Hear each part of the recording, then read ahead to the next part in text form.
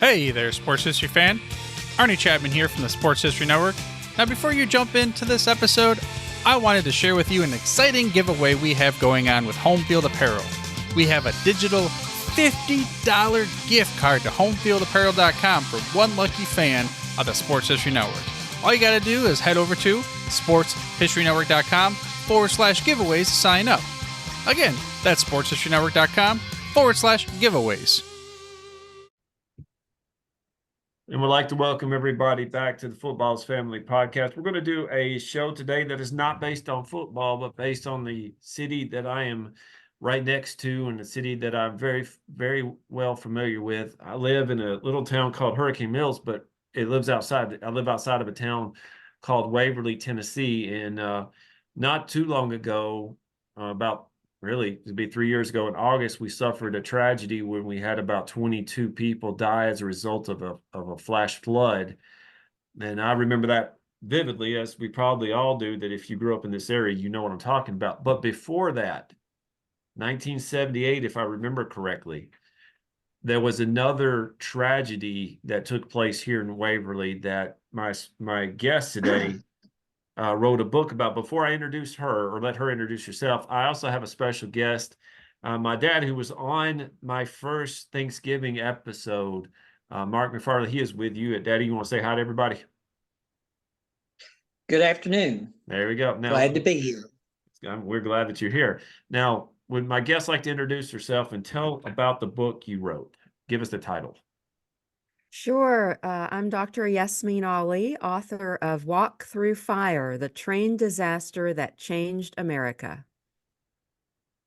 It's a fantastic book. My dad and I both read it, and I was reading over it again before I got up in here. And Dr. Ali, the neat thing about this book, because my dad and I are both history, students of history. If I'd done it correctly, I would have double majored at Freed-Hardeman in history. We have been to places, we have seen places. When I got to go to Scotland a few years ago, I stepped foot in Glencoe, and I read about that, and I read about, William Wallace, and got to see these places. But your book about and you're going to explain just a little bit, your book about walking through fire here in Waverly. Yesterday, I kid you not, I did the funeral of Mr. Richard Wheeler, who was involved with this. I talked to Buddy Frazier, who was involved with this. I talked to Mr. Frank Craver, who was involved with this. It's neat to see something that's as historical as this, and it was a terrible episode, but to be able to talk to people that were there. Yes, exactly. And so just so your listeners know what we're talking about here, not everybody may have heard of the Waverly train disaster of 1978. So this is what happened. On the cold night of Wednesday, February 22nd, 1978, a 96-car L&N freight train derailed in the center of my hometown, Waverly, Tennessee. And among the 23 wrecked cars were two white 30,000-gallon tankers full of liquid propane. And then 2 days later, at 2:55 p.m. on that afternoon of Friday, February 24th, 1978, one of those propane tankers exploded during the cleanup efforts. And that explosion took 16 lives and all of Waverly's Newtown section with it. More than 200 people were injured. So those are the statistics. But as you've alluded to, Jeremy, this book is about so much more than that. It's about the people. It's about the people who are involved, the people that you know, that I had known all my life and hadn't really understood the magnitude of what they went through until I started talking to them and hearing their stories. And I realized I really wanted to put this in a book and honor and make this a tribute to them as first responders and as heroes, really, in this disaster. And you do, Daddy, if you want to jump in, just you're more than welcome to. You do a great job at the human aspect. You talk about your father. You talk about what I enjoyed about the particular thing that I read over today was the Nautilus, hospital, and everything that they had to go through. Because Waverly, if you don't know the size of Waverly, it's not that big of a city. We About have a 4,000 Walmart. people. Say it again. About 4,000 people. Yes. Now it's not big, but we have a Walmart, we have a McDonald's, and we have a Burger King. I'm very happy about that. But it's not that big of, but when you go to Waverly, one thing that you'll see is that we recognize our past here. And I say ours, you're native here. I've been here for 15 years. They have they have a memorial to the accident. And I posted on my Facebook page, and I'll post on the Football's Family Facebook page, pictures of the monument there. But also we're working on the monument for the flood that took place a few years ago. So people here recognize tragedies, and we respect the people like that. In your book, you talk about not only the people, you give names. Like I've worked with Mr. Bowen, Cooter Bowen. He was the one that helped me get my son's headstone finished. And like I said, I talked to Mr. Frank. I've known Richard for a long time. I didn't realize that he was involved with the explosion as well. His daughter told me yesterday that if it wasn't for the fact that he had moved the ambulance or the fire truck, he would have been right in the middle of it. I mean, how often do you get to talk to people who have experienced these things? And then you not only talked about it, you did a fine job of putting it in a book. You did. Can you talk a little bit about that? Yeah, thank you so much for recognizing that, because that was a key part of what this book is all about for me.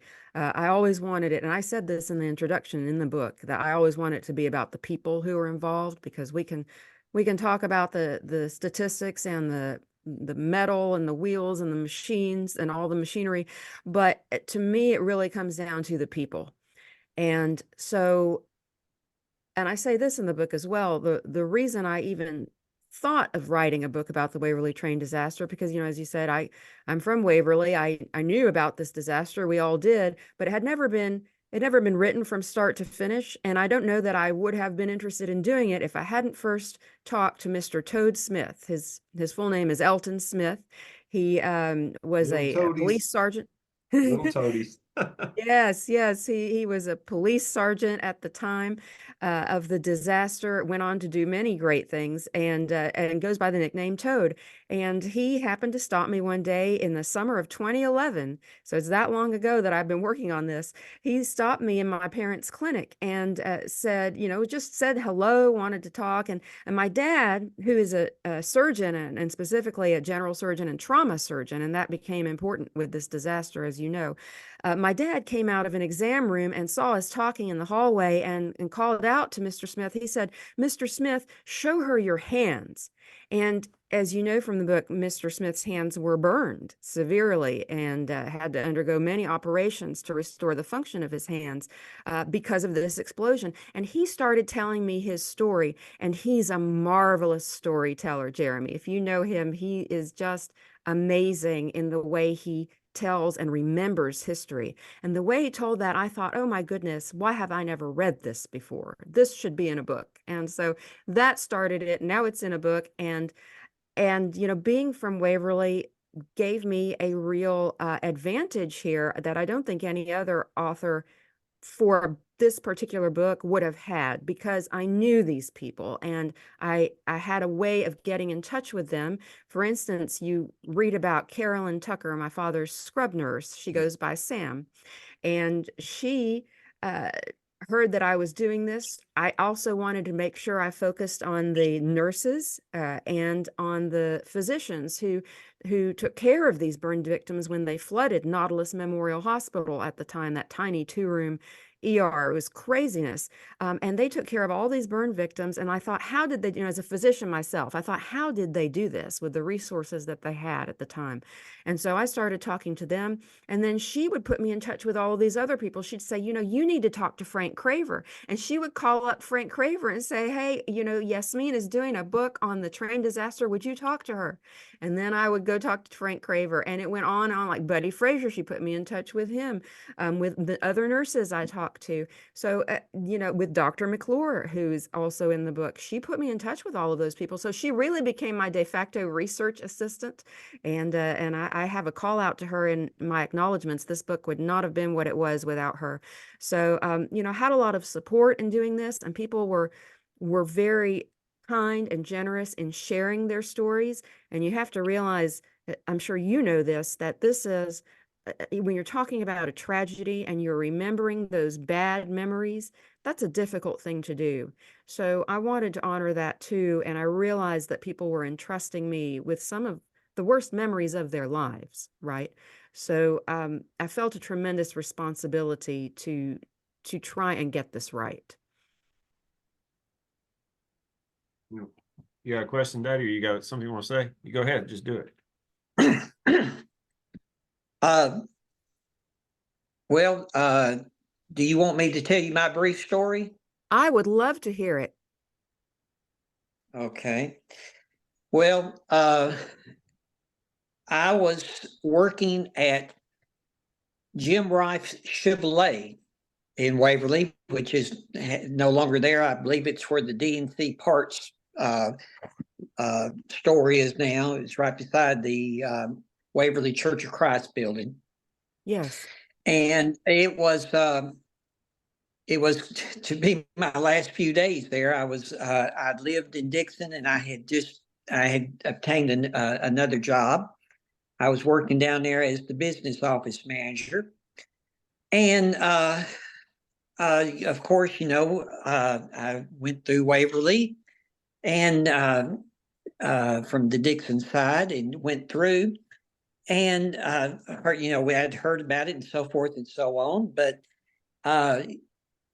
Then the day before the explosion happened, which was my next to last day to work there, I had a reason to go down to one of the county offices, I believe to get titles on a car or something like that the dealership had.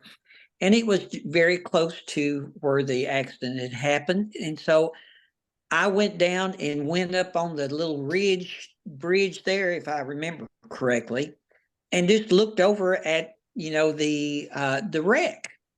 And of course, I was not the only one there, but it was interesting and so forth and so on.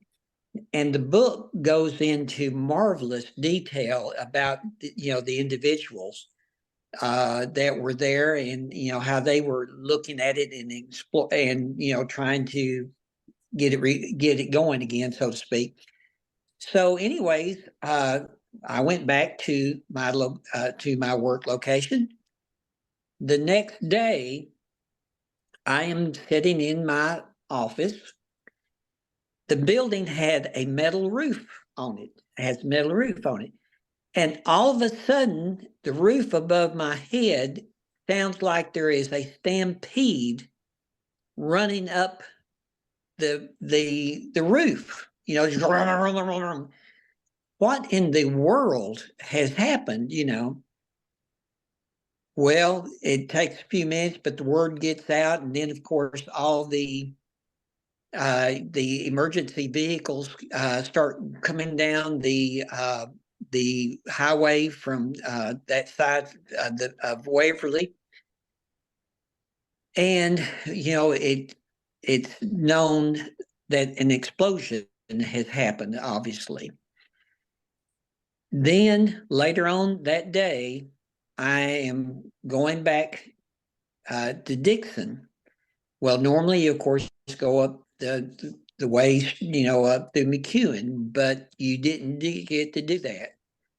We had to go Highway 13. And my memory of that is turning around in the car. I was riding with an acquaintance of mine and turning around and seeing that big column of dark smoke. If it had blown up the day before, I might not be here today or in the way that I am here today. But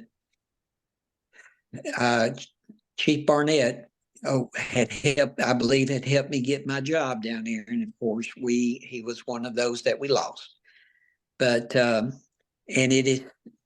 that is so tragic. But to think now that the young people generation that is there now, they've got their own disaster with the flood, So yeah, that's my story. Well, if I may ask you, Mr. McFarland, and just for Jeremy's listeners, you were referring to Waverly's chief of police, Guy Barnett, who died due to this tragedy. Waverly lost both their police chief and their fire chief in the 16 who died. It was really devastating, and half of their police force was killed or injured. So really a terrible disaster for a town of that size. But if I may ask you, since you were an observer, and it sounds like you were on the Highway 13 viaduct, we call it the viaduct, looking down over Highway 70, the bridge that takes you up the Bridges. hill. What did it look like to you? What do you remember seeing? Well, I don't remember great detail, but I can remember, of course, seeing the tankers.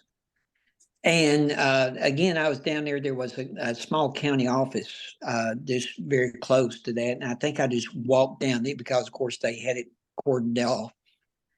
And I can't remember in precise detail, but I can just I think I can remember thinking, well, the idea, because they had told us, that it had gotten out, of course, that it was flammable, and that's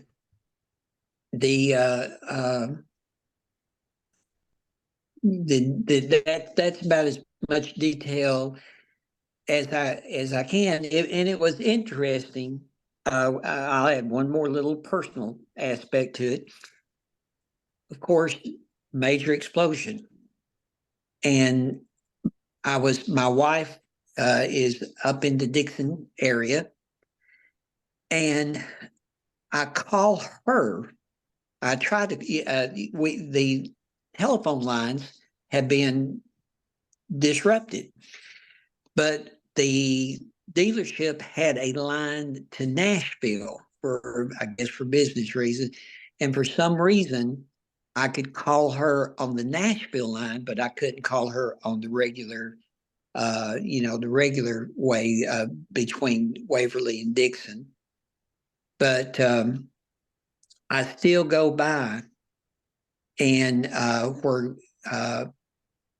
the chief had his office, the new building that is there now, of course, wasn't there, but I still go by and I think about him being in that office many years ago.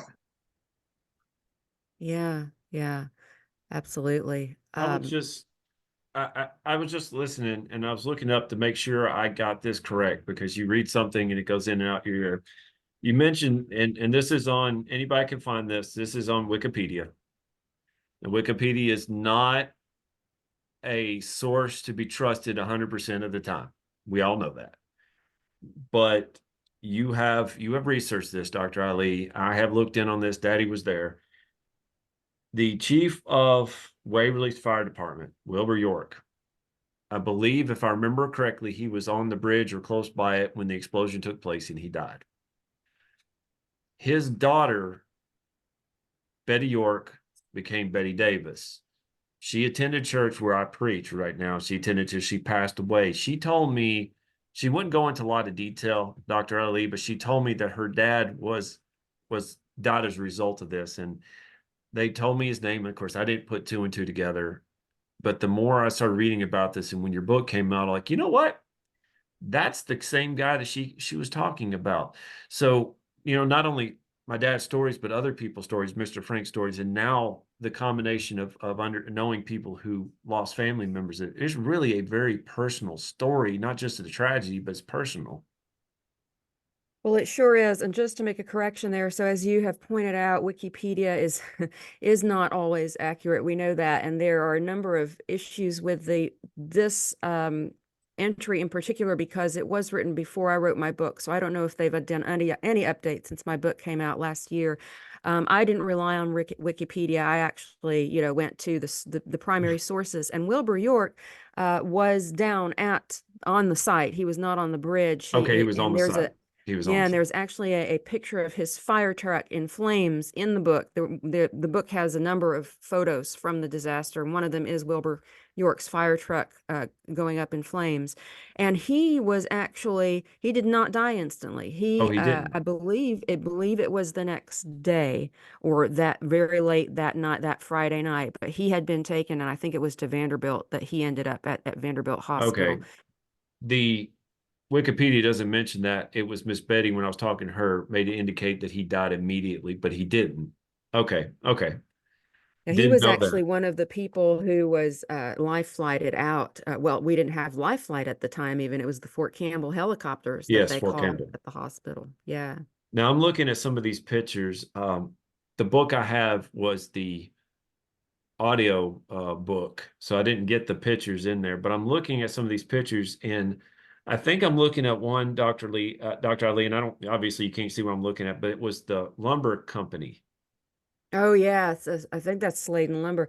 That's really impressive how that whole building is on fire and there's just a little bit left of it, like part of one wall that's about to come down. Now this was across the road, correct? Okay.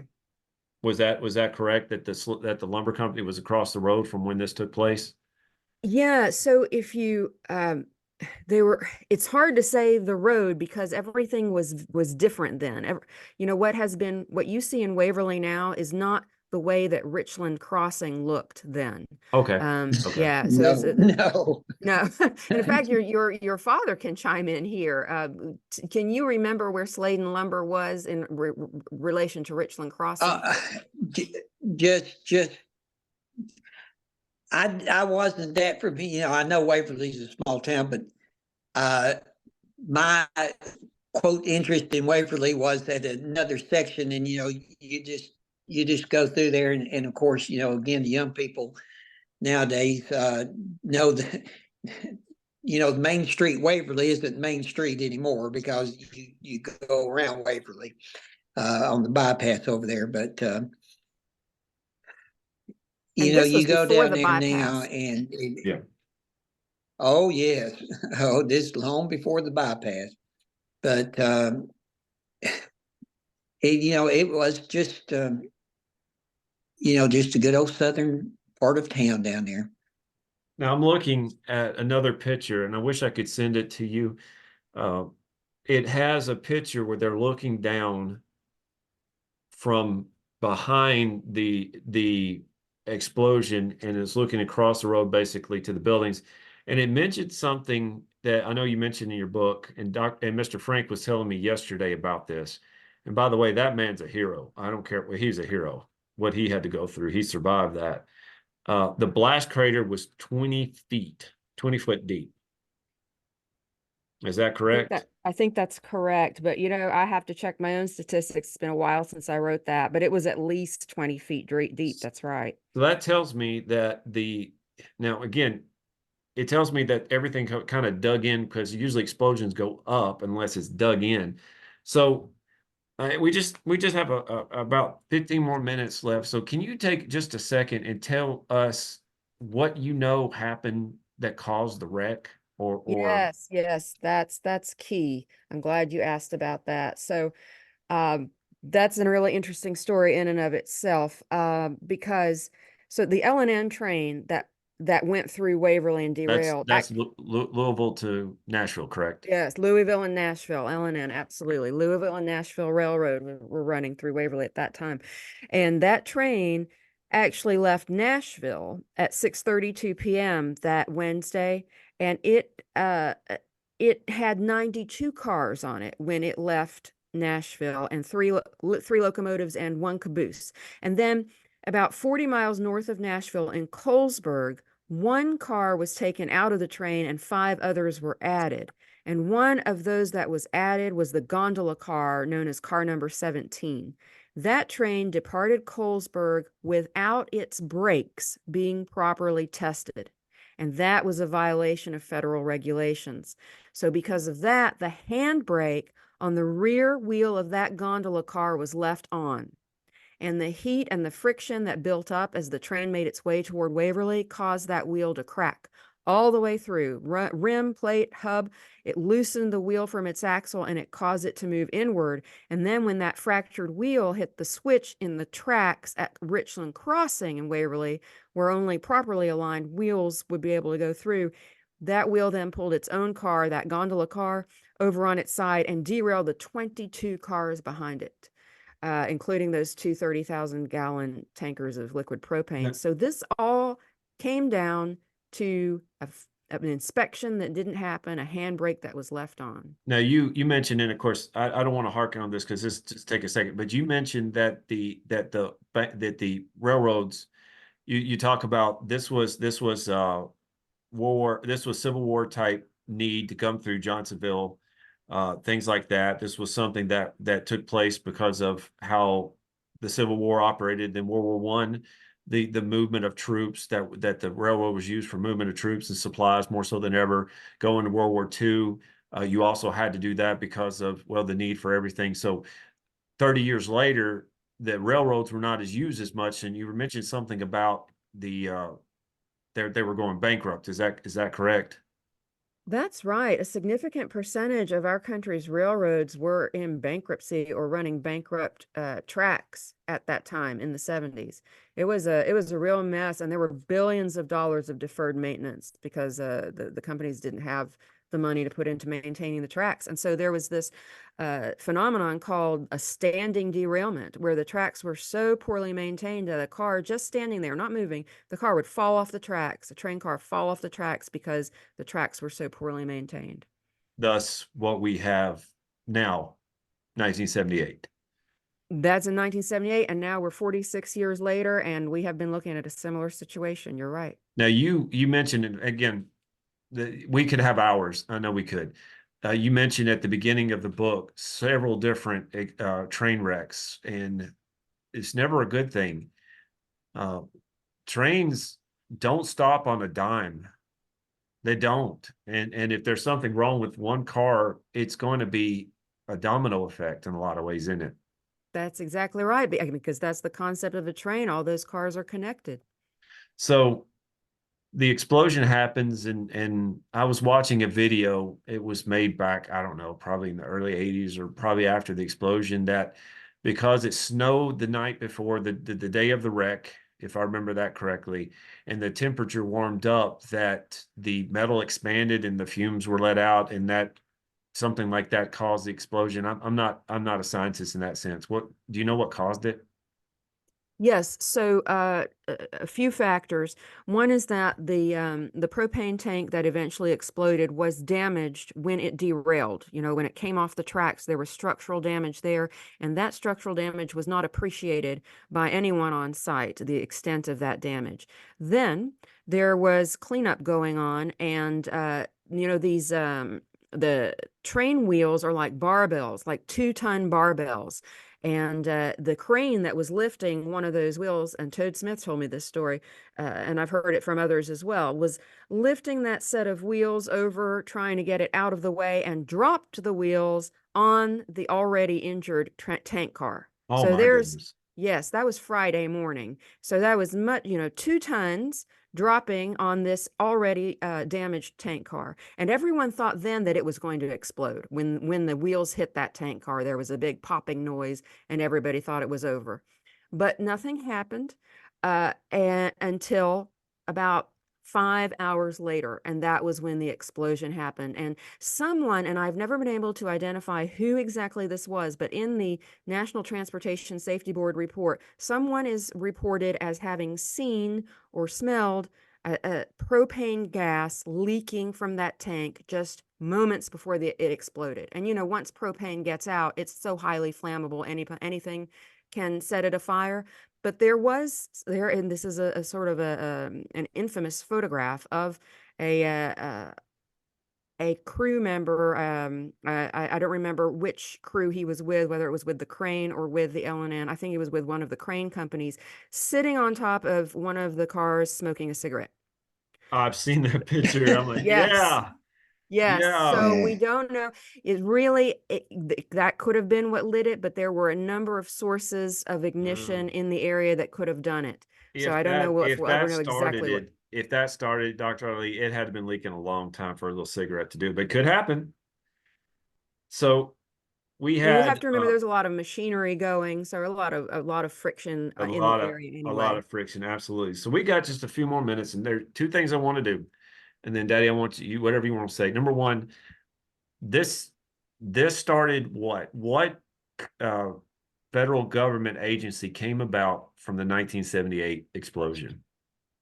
The Federal Emergency Management Agency, Jeremy, FEMA. FEMA. So when you hear FEMA, most people know FEMA because of Katrina, but it's there for Harvey. It's there for anything that happens. I want to say FEMA might have been here, or TEMA. It was TEMA that came here during the flood. But if you want to know where FEMA started or when it started, it was the result of this explosion. That's exactly right. And FEMA came to Waverly's help in the flood as well. And TEMA was also came out of this disaster, as Buddy Frazier will tell you. Yeah. Oh, wow. So you know what? I'm trying to remember. All I remember, Dr. Ali, about the flood is finding bodies in that it wasn't good. So I didn't realize the FEMA was down here. Terrible, terrible. It was terrible. Number two, again, my dad read the book. He knows you make it human.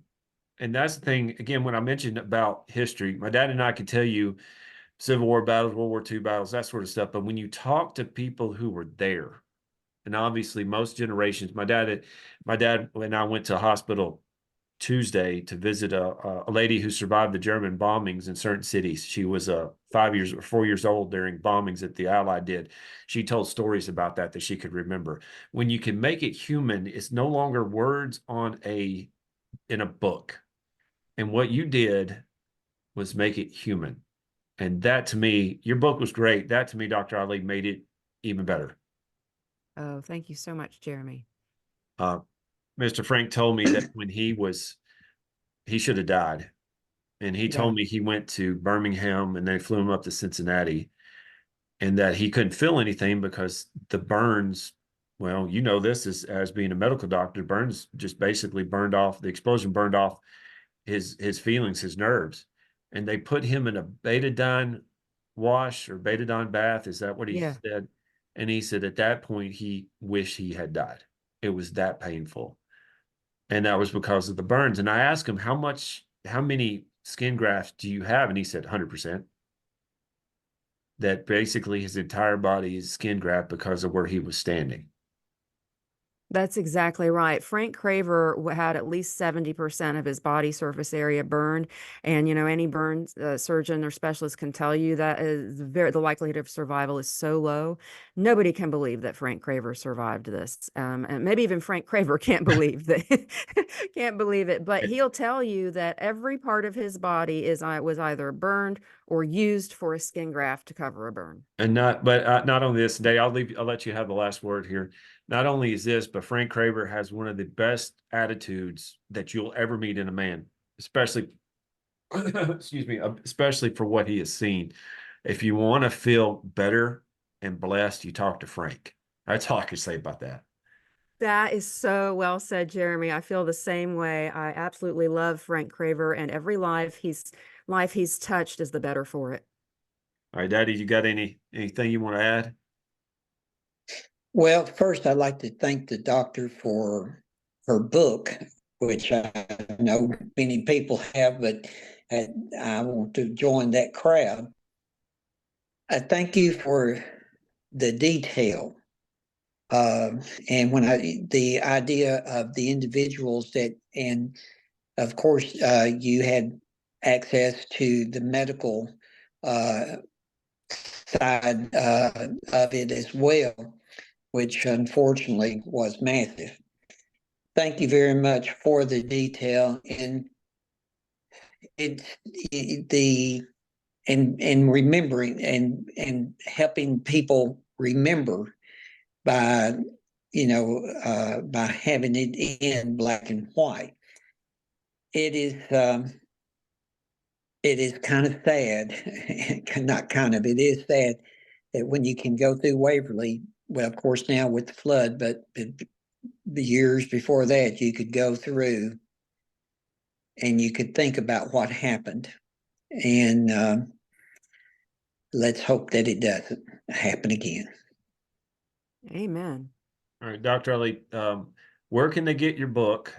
And let's do that. Where can they get your book? My book is available wherever books are sold. Bookstores, libraries, Amazon, Barnes & Noble, anywhere you get a book. You can type in Walk Through Fire, The Train Disaster, and that'll come up. You'll find it. And I I also got have it. Yeah, go ahead. Go ahead. I also have a website, Jeremy, if people want to check it out, YasmineAlimD.com. That's YasmineAlimD.com. If you could send me that information as soon as we're off, I will put it in the show notes and they can get right to you. I sure will. Again, thank you for coming. This was a few days in working. We had to work out scheduling, and we're happy that it did work out. Like I said, when you look in Waverly, type in Waverly, Tennessee, two things will come up, and two things that are very tragic. I want to say, Dr. Ali, we lost about 40 people with those two things. You think, well, 40 people, what? In a town our size, well, losing one person is terrible, period. But can you imagine two events like what we went through? And again, numbers and names don't, but when you put people and faces and stories to it, it becomes real. So again, thank you, Dr. Ali, for coming on today. Oh, it was my pleasure, Jeremy. Thank you so much for having me on. And y'all, thank you so much for listening to the Football's Family Podcast. Hey there, sports history fan. This is Arnie Chapman, aka the Football History Dude, and I wanted to thank you for stopping by to listen to another episode here on the Sports History Network. Our podcasters are passionate about uncovering and sharing sports stories from yesteryear. And if you didn't know it already, we have over 30 shows across the network covering all sorts of sports history topics. In fact, here's a glimpse into one of our awesome podcasts here on the network. The Pigskin Tales podcast is all about the lesser-known pro football players. Yes, there are stories about the ones we know, like Brad Tarkenton and Harold Red Grange. But have you ever heard of Ernie Nevers? How about Dave Osborne or even Grady Alderman? These men created their own path to the NFL. How did they do it? Listen to the Pigskin Tales podcast, now streaming on your favorite music platform. Go to pigskintales.com. How about that? I bet you're super hyped to go listen to that new podcast, right? Well, to learn about this show and all the other podcasts on the network, head over to sportshistorynetwork.com/podcast. Again, that's sportshistorynetwork.com/podcast. Head over there today to find your next favorite sports history podcast.